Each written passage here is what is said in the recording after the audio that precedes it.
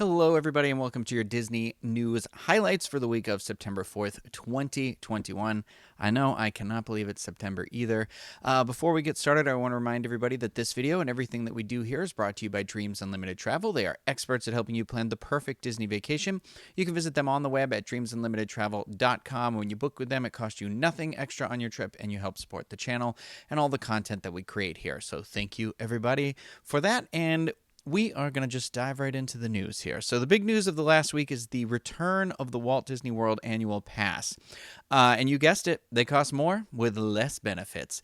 I know people are excited for them to return, and I am excited for those people who live here who will actually be able to go to the park as pass holders now. I have some friends who have been looking forward to it very much, and I'm very happy for them. So let's talk about this new program real quick. If you want an in-depth discussion and details, there's another video on this channel that you can check out where they went into that right when the announcement happened. So you don't have to scroll back too far on here, but gone are the days of the less confusing pass level names like Silver, Gold, Platinum, and Platinum Plus. Now we have Pixie Dust, Pirate, Sorcerer, and Incredipass. I feel like this names are weird since at D23, a Sorcerer's Pass was like the be-all, end-all of passes.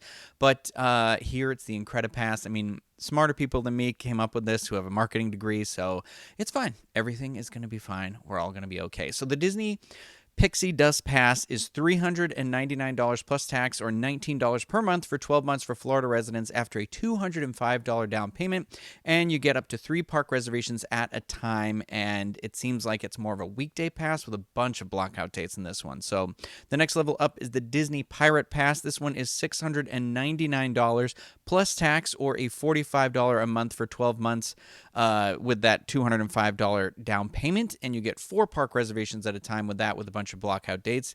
Then there's the Sorcerer Pass, which is $899 plus tax or $63 a month for 12 months after $205 down payment. That one gets you 5 theme park reservations and blockout dates around November and December, I believe is what they said. And then finally, you've got the Disney Incredipass, which is a whopping $1,299 plus tax or $99 per month for 12 months for Florida residents after that $205 down payment. 5 reservation days and no blockout dates. So people think like, oh, $1,300 for the pass. No, it's actually $1,500 plus for the pass. Now, all passes have PhotoPass added for $100, and water parks can also be added for an additional $100. You know, the picture service that has been included with your pass for the last X amount of years, or the parks where they were included in the top tier pass before when it was under $1,000. I remember that. It wasn't that long ago. So, yeah, so essentially, if you want to get the same pass, so I renewed my pass in April, and it was about, I want to say somewhere around $865, okay? So this is $1,300 plus the $205 down payment, so that brings it up to $1,500. Then to get the additional perks that I already had it on before, it's like close to $1,800 now. Anyway, all the passes are Florida resident exclusives with the exception of the Incredipass, and the Sorcerer Pass can be purchased for DVC members as well. So, anyway, I don't know what to say. I'm sorry. I'm just a little flabbergasted. But so anyway, those new annual passes will also going to include up to 20% on dining, merchandise, and more, and the new annual passes will go on sale September 8th, 2021. So if you're a current pass holder, Disney wants you to know that you may continue to use your annual pass as you do today. When it's time for you to renew, you'll be able to renew into one of the new passes at a special renewal price of 15% discount. And beginning September 8th, Silver, Gold, Platinum, and Platinum Plus annual pass members will also be able to hold more reservations at a time. So again, if you want more information and more of those specifics, you can visit www.info.com and find this article by clicking on the link in the description of this video where I always put them. So, I don't know. For me, it just seems like one thing after another lately, and it's exhausting, both financially and emotionally. And honestly, I'm kind of over it. I'm getting over it. I know it's different for people that don't live here, and it's different for people that it's not their job, but it's all this squeezing and penny pinching seems to be happening at the worst time after having these last difficult X amount of years. It's just, I don't know. gotta take time and reflect on it, right? But out in Disneyland, it looks like we're going to be getting some holiday celebrations this year. The Disney Parks blog announced that holiday favorites, including cheerful entertainment, Yuletide treats, specialty merchandise, sparkling decor, and seasonal transformations of select attractions, will be returning to the Disneyland Resort in 2021. The festive merriment is set to begin on November 12th and will stick around through January 9th of 2022. At Disneyland Park, you can see Sleeping Beauty's Winter Castle is going to return. There's going to be a 60-foot Christmas tree on Main Street, as well as a Christmas fantasy parade. In the evening, Believe in Holiday Magic fireworks spectacular will light up the sky, and there'll be snowfall over portions of Main Street, USA. And of course, It's a Small World holiday and Haunted Mansion Holiday are going to be happening. It's the 20th anniversary, I believe, of Haunted Mansion Holiday. It says 20th installation, so I assume that means anniversary. Now, over at Disney California Adventure Park, there's going to be the Festival of the Holidays with celebrations including Christmas, Navidad, Diwali, Hanukkah, Kwanzaa, and Three Kings Day. Disney Viva Navidad street party featuring Mexican folklorico dancers and mariachis, Brazilian samba dancers and percussionists, giant puppets, and Mickey Mouse and Minnie Mouse, and the Festive Best is what I'm assuming this was supposed to be. Sometimes I copy and paste and I don't go through as well as I do, or it autocorrects, and this is one of those moments. So here we are together. Anyway, Mirabelle from Walt Disney's Animation Studios' upcoming film Encanto will debut at Paradise Gardens later in the holiday season as well. And Cars Land is going to be getting its holiday makeover with decorations and attraction layovers with Luigi's Joy to the World and Mater's Jingle Jamboree. I do really love Cars Land at Christmas. I've gone once to Disneyland at Christmas time, and it was honestly magical, and I don't use that word a lot. But the fun doesn't stop in the parks, because Downtown Disney District and Disneyland Resort hotels are going to have some holiday decor and carolers, as well as a giant gingerbread house that's going to be coming to Disney's Grand Californian Resort and Spa. But there's no details on that one yet, so we got to wait around for that. Now we're going to talk about Disney Cruise Line for a hot second here. DCL has updated its CDC requirements for all sailings beginning September 30th, 2021 until further notice.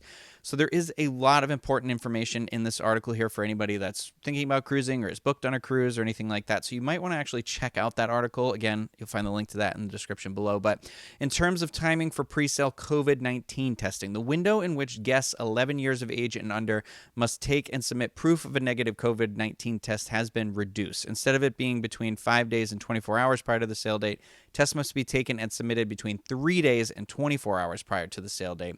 The test should be a rapid PCR test or lab-based PCR test. Rapid antigen tests are not accepted. And now in regards to embarkation COVID-19 testing, all guests, regardless of age and vaccination status, are required to take a COVID-19 test administered by Inspire Diagnostics at the terminal before boarding. Disney Cruise Line is going to cover the cost of that test. In addition, and beginning September 3rd, 2021, all guests 12 years of age and older must be fully vaccinated to sail to any destination. Guests 11 years of age and younger are not required to be vaccinated, but must provide proof of a negative pre-trip PCR COVID-19 test. The only exception is for a Panama Canal sailing, and that is where all passengers have to be vaccinated. So Disney Cruise Line has also announced that the Disney Wonder is going to resume sailings from San Diego on October 1st of 2021. With the Wonder's resumption of sailing comes some alterations to its slate of voyages, including shifting 7-night sailings to 4-night sailings. I don't think there are any 7-night sailings right now, but I could be wrong. I think everything's been converted to 3 and 4-night sailings, but I am not an expert. So all guests who wish to sail on the November 5th 14-night, right there, I literally wrote this part of the article myself too.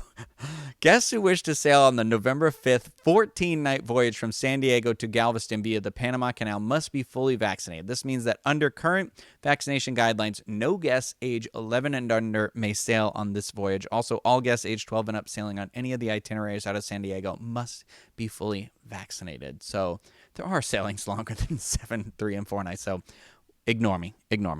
Again, you can read about all those details regarding the Wonder's resumption of sailing and the impacts of the slated voyages, as well as those new protocols, by heading over to DCLfan.com. Now, we're going to shift back to Walt Disney World for a second here.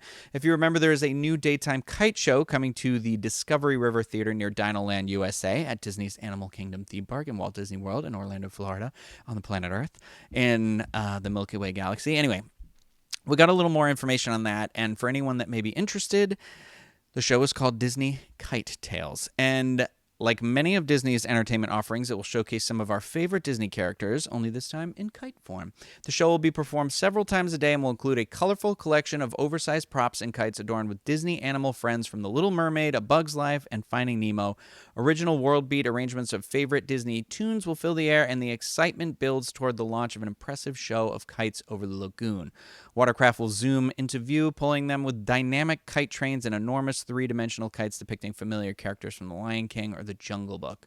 From one performer to another, you may see Baloo, the bear dancing in the sky, or Zazu, the red-billed hornbill, chasing after Simba. These remarkable kites, some as large as 30 feet in length and inflated by moving through the air, allowing characters like King Louie or Timon and Pumbaa to soar like never before. Just in time for the Walt Disney World's 50th anniversary celebration, this new show will begin on October 1st, 2021. There's also a video that was released, so if you want to check out a little bit of a preview, you can, again, find that link below. And finally, at long last, we have an opening day for Space 220, the space-themed restaurant that will be going into Epcot, and that is September 20th. As of recording this, I don't believe that reservations are open as of yet. I could be wrong. They could come out tonight. They could come out tomorrow. I don't know. That's why we stay up to date on things by visiting wdwinfo.com. And, of course, if you like this video, give it a thumbs up. Subscribe to the channel. I like how I just immediately segued into being like, I'm done. But I got to go to Halloween Horror Nights. It is the first. It is opening night, and I have a media event to attend to. And yeah, so I'm doing this a little bit earlier than I normally do, but it's still cutting it really close. So I'll be editing this at 2:30 in the morning. Anyway, I hope everybody out there is doing well, that you're staying safe, happy, and healthy. That is going to do it for me. I'll see you next time. Goodbye, everybody.